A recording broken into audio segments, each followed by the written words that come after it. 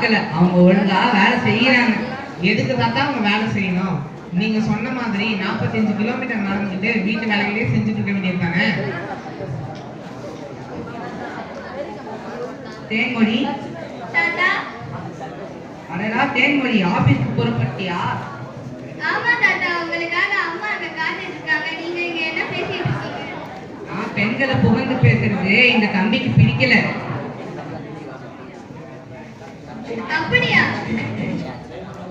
அது மட்டும் இல்லம்மா, பெண்கள் படிச்சதுனாலையும் வேலை போறதுனாலையும் ஆம்பளைங்களுக்கு வேலை கிடைக்காம போயிடுச்சான். யார் அப்படி சொன்னது? நான் தான் அப்படி சொன்னேன். மலை மேல ஏறின்னு கூட சொல்லுவேன். நீங்க மலை மேல ஏறி நின்று சொன்னாலும் மரத்து மேல ஏறி நின்று சொன்னாலும் உண்மை மனசாது. என்ன பெரிய உண்மை? எனக்கு தெரியாத உண்மை. நம்ம இந்தியாவின் மொத்த மக்கள் தொகையில 40% பேர் தான் படிச்சவங்க இருக்காங்க. 60% பேர் படிக்காதவங்க இருக்காங்க. அந்த 60%ல 48% பெண்கள் படிக்காத தற்கொலைகளா இருக்காங்க. இது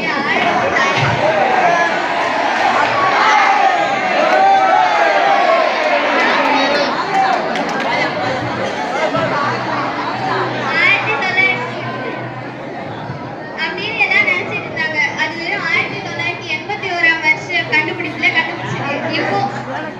இப்போ மாறிடுச்சு. இப்போ பாதிக்கு மேல பெண்கள் படிச்சிருக்காங்க. சொல்லுமா, நான் கூட தெரிஞ்சுக்கிறேன்.